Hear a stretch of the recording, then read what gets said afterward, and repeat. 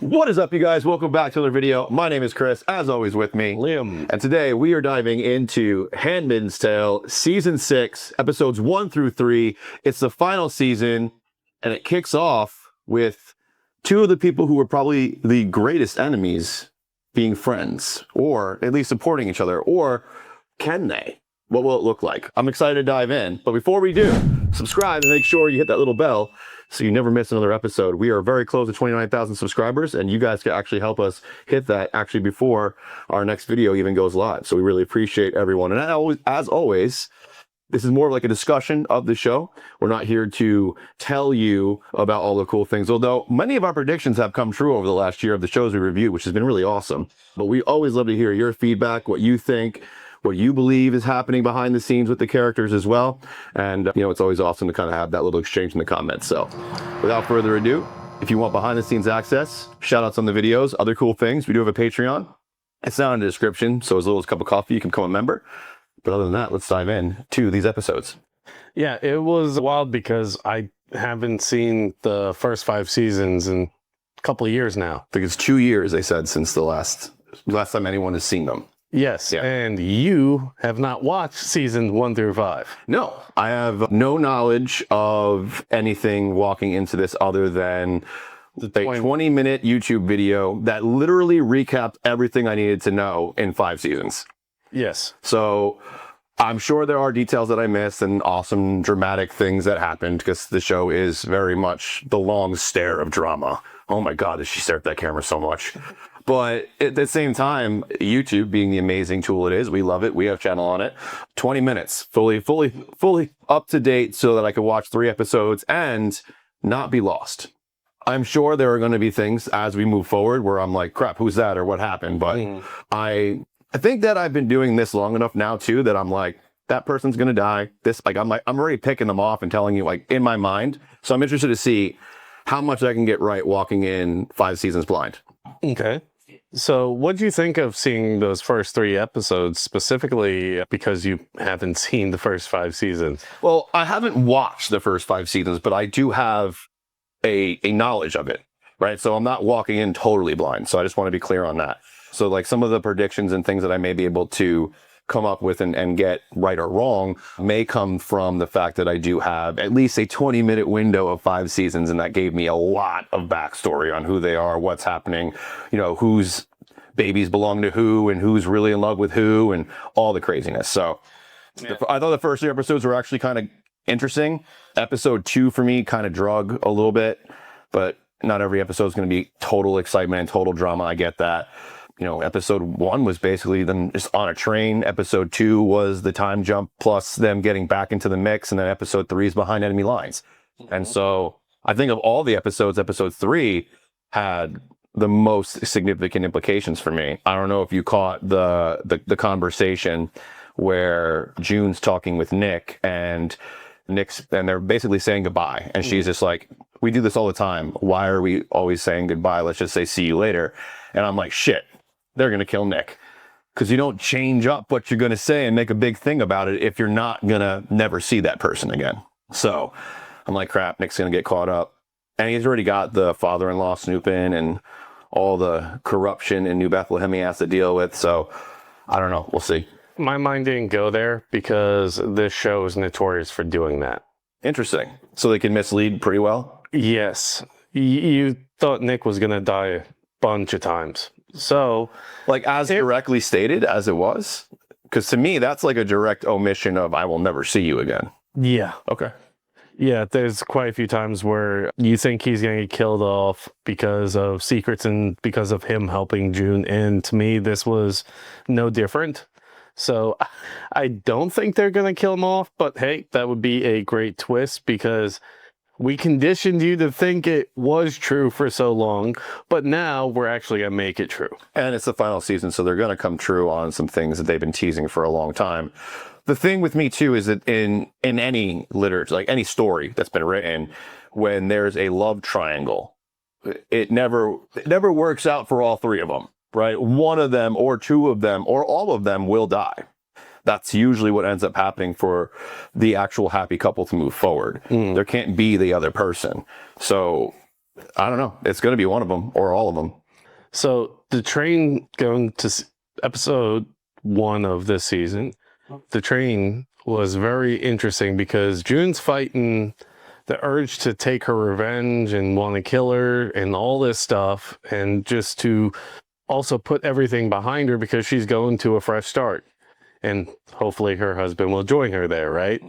But so on the train, she's arguing, and she's even helping keep her secret too. And once it came out that the ticket guy, no, The doctor. doctor, that's right, the doctor that treated June. Once it came out that he was having police come get her, and she's still like trying to defend her, and she will not go against her better judgment, and it's so annoying all the time too. For this, Do you think it's her better judgment to let them kill her? No. Because I think she made a good call. She saw a woman who was by herself with a young baby. She's also a mother with a young child. She sympathized with her. She didn't want to see that child be raised without a mother or see the mother get injured, despite the immense trauma and just outright hatred and anger that she brought upon her and many, many times. I just thought it was like her true sign of humanity, where everyone else will go mob mentality and literally rip her apart piece by piece if left by their own devices. She was the beacon of strength. Serena's the one I'm referring to, Oh, my or bad. against her better judgment. Okay. I guess it isn't track with that then. She is so tied to the religion that they have. Yeah, I noticed that. Very brainwashed into it. And, well, she's like kind of like the founder of that kind of thing. Well, wasn't it her father? Because in the flashbacks, it was kind of like she was fulfilling her father's vision. Am I wrong about that? I'm pretty sure that that's new information for us. Oh, okay. For the father being a piece of it. We know that she was the major pusher of this and became the celebrity with her husband. Yeah. She does say we're about to change the world, like her and her husband. Yeah. She was, as they said in this, she was the face of it. And so she drank her own Kool-Aid. And it's just so much a part of her that she can't let that go. Like, June's literally telling Serena to shut the fuck up. You're hurting yourself, and she won't do it because of her pride, her ego, and her beliefs. And that's what I meant by against her better judgment. Yeah. I don't know. It's an interesting dynamic because at that point, she's screwed either way. So do you stand for what you believe in, or do you cower to try to save your own life? It's a weird situation. And obviously there's been so much pain brought by her beliefs and her husband and what they brought when they, enslaved these women and turned them into sex workers, basically, to have babies. So like baby factories, the trauma, and the cop himself was like, I'm going to turn a blind eye because of the trauma in his own family. And, so like that rippled. And I guess to be able to commit that level of atrocity, you have to be pretty deeply believed in like your, whatever your shit is. I believe in terms of doing something extreme like that, it's not just a quick switch or just one bad decision. It's like a series of chain of events gradually getting worse because you're moving your own line of what you're willing to do. So she had to have crossed it quite a few times before to get to where she's at right now. Yeah. But it could be also like when doctor gives you pain meds. For me, the doctors gave me the pain meds, and yes, it's normal, right?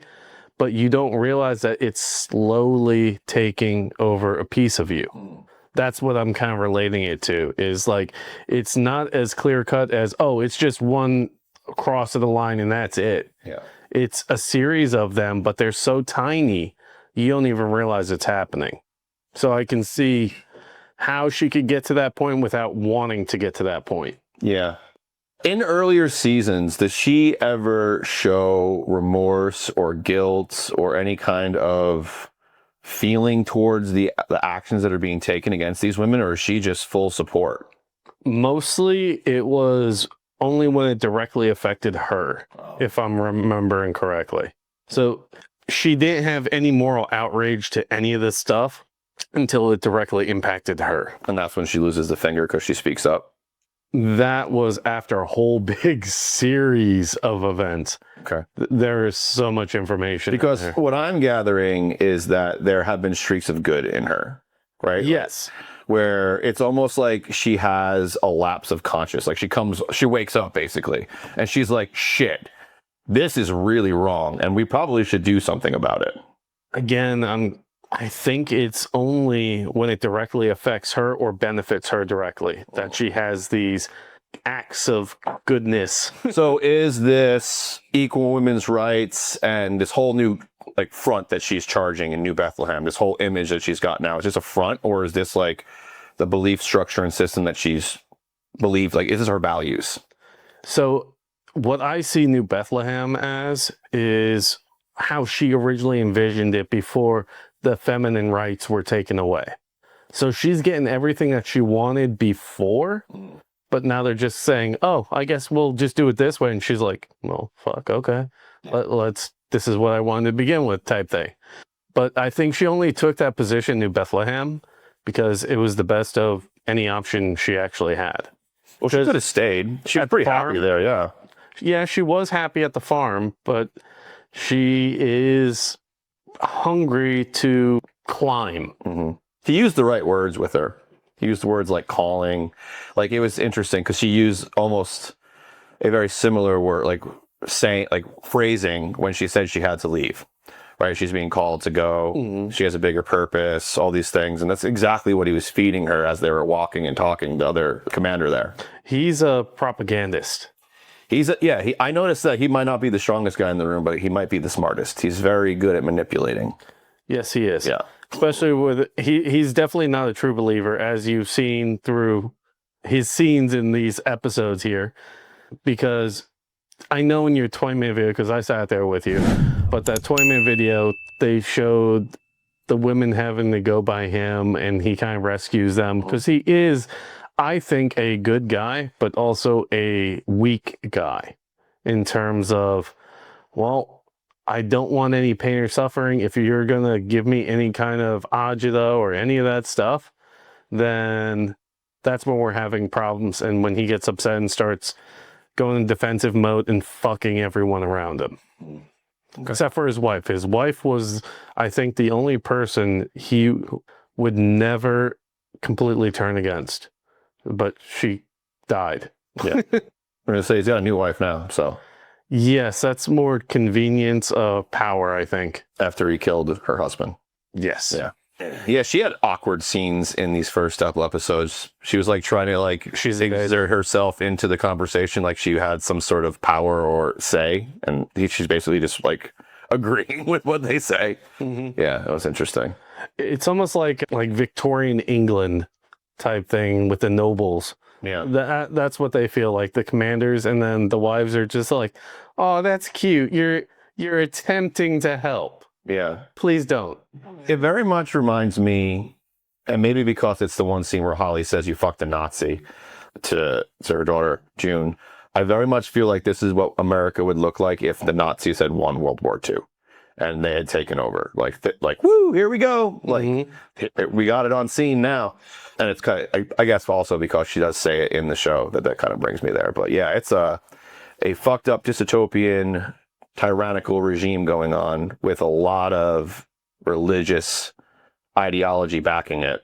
And it's all just dogma. It's bullshit because they're just using it as a front. As they say, it's the guys in the brothel who use the word of God that hurt us the most, right? Like, that was a crazy scene too. Yeah. Because she's in there, and those ant ladies, like, that's got to be one of the most corrupt things. Like, the whole system's fucking corrupt. But here's this lady thinking that she's doing God's work. She's making these women who are, repopulating the planet and like changing the world. And she's so indoctrinated into the dogma that she believes this to the point that she's in a brothel surrounded by women that she helped. And then it took all of that for it to finally click that she'd been lied to. And Lydia. Crazy. She is a really cool character. So I hope that you go back and eventually watch seasons 1 through 5. She starts off as this impenetrable object or removable object, however you want to consider it, where she is so dead fast in her faith of everything that she is truly wicked and devious to these women, in the sense of, as you said, she thought she was doing good. Mhm. But there are a whole bunch of moments where she rebels, and it's always because of Janine, the one with the eye patch. The special girl. Yeah, her special girl, she called her. Yes. She treats her more of a daughter than anything. Mhm. And she has jeopardized her own safety and her own beliefs countless times, and it was only ever because of Janine. Yeah, she does it again in this episode where she says basically, if you take her back, anything she does, I'll accept the punishment. Mm-hmm. And they're like, no. Like she directly insulted that lady, and that lady's got a huge ego, so she ain't letting her back. But what's the other guy's name? That she's like, so and so's in town. Which one? She mentions Serena. That's what she mentions, because he kind of like hints to her that like, I'm not helping you, but so and so's in town, and she's like, oh really? And then like she like scurries off, because I think she's going to go to her for support.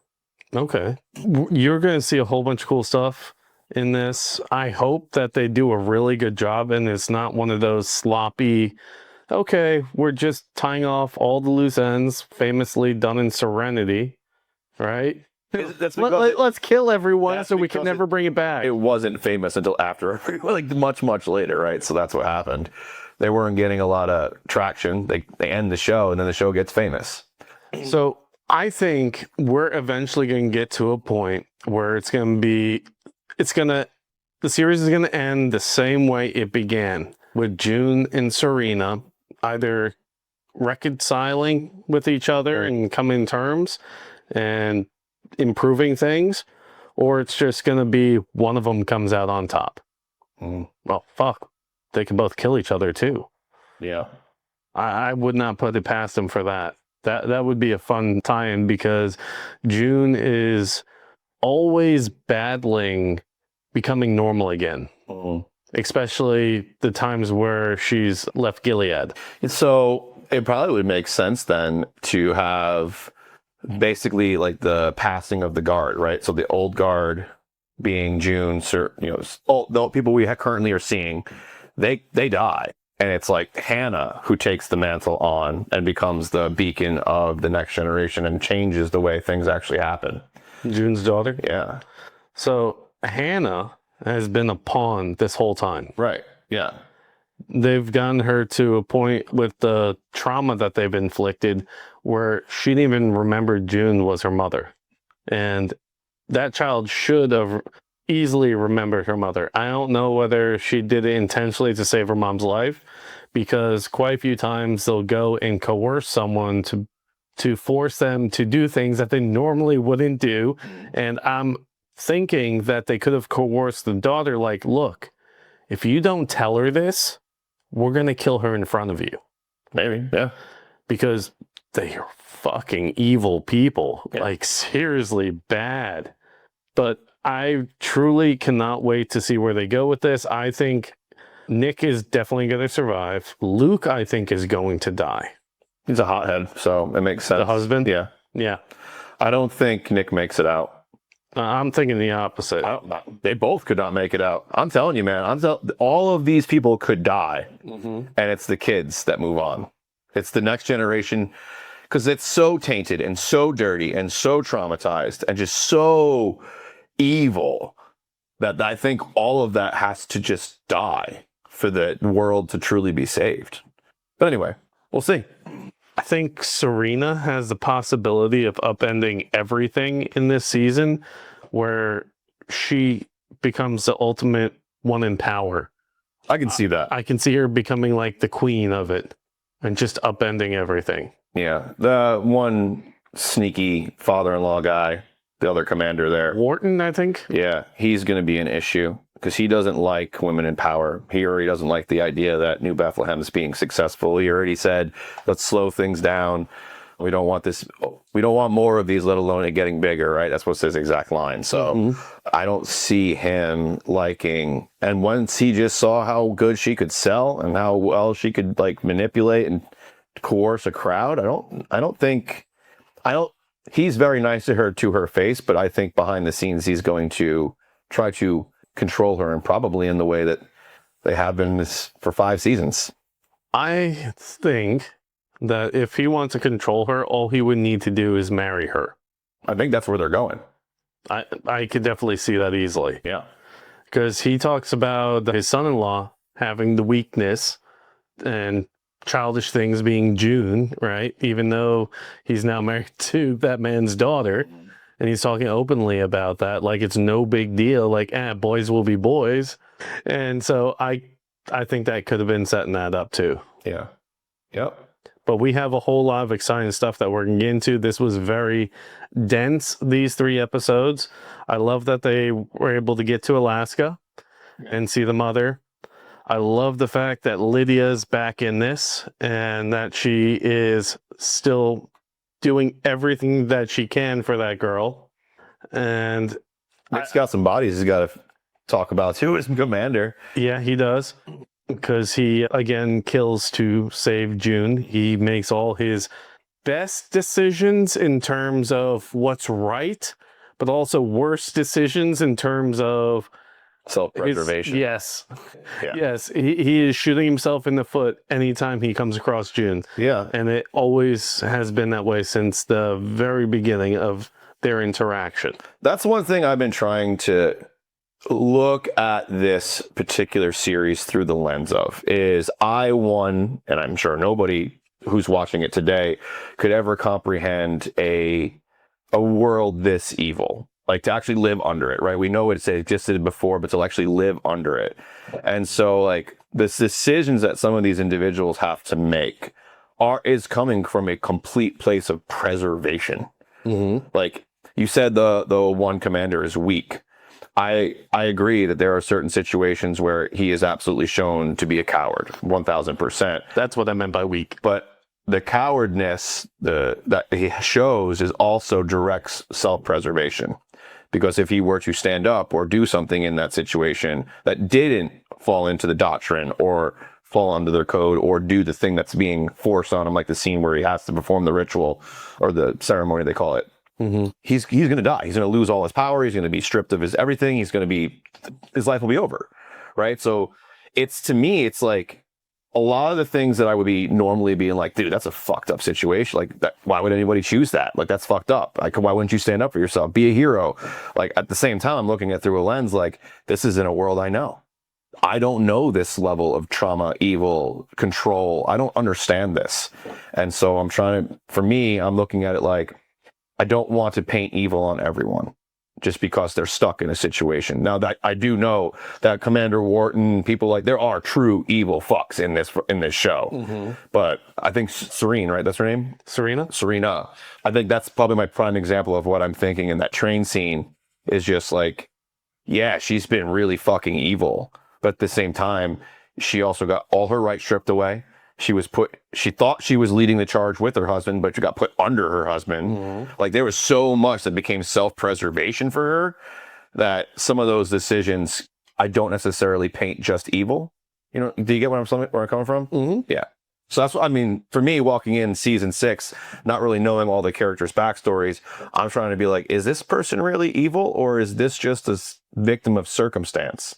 Are they trying to keep themselves alive or are they manipulating themselves forward in a world for evil purposes?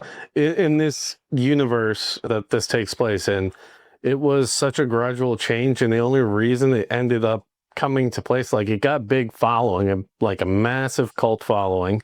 And everyone just kind of believed that, yeah, they're out there, but nothing will ever happen. Like, this is America. And when I just got to college at 17 and 9/11 happened, that's the same thing my professor told me.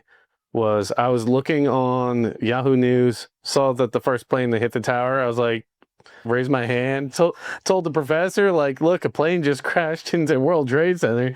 And he's like, nah, it's got to be fake. Someone probably just hacked the website, put it up there, because that doesn't happen in America. It hadn't for, It doesn't until it does. Yeah, I mean, Pearl Harbor was the closest, and that's still America, right? That's Hawaii.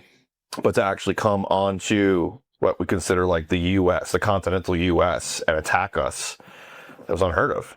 But this is homegrown in this situation here. Yeah, this is homegrown. It's just a gradual thing where things become normalized. Like you said earlier, it's those small incremental steps that ultimately get these people to a place of pure evil. I'm sure some of them ultimately started there, but people like Serena, it's those small steps that got her to a place where she was able to turn such a blind eye to such evil. Let us know what you thought about it in the comments. Where do you think the show's going? Have they done a good job so far? Will Serena and June become friends or lovable enemies? Yeah. Let us know down below. Appreciate you guys being here all to the end. If you're not already subscribed, go ahead and do so. Hit the notification bell. We are very close to 29,000 subscribers. Actually, I think we're like 60 away. And you guys can be one of those 60 that really help us get over that hump. And again, remember, commenting below is a big part of this channel, letting us know what you thought of it, what you think of what maybe we have to say, and sharing your own opinion, because we would love to chat with you guys about it down in the comments. So go ahead, leave a comment below. Like this video if you enjoyed The Handmaid's Tale 1 through 3, and tune in next week as we review episode 4 and give you our feedback on that episode as well. But without further ado, my name is Chris, as always with me, Liam. And if you enjoyed this, we have a full playlist of videos you can check out right here, as well as some other videos you can check out down here. And YouTube told me, you really like this video, let's bob my head, so you can check that one out as well. But no matter what you do, we'll see you on that next video. Peace. Find the strength hiding in each battle scar. You're not who you were, you've already come far.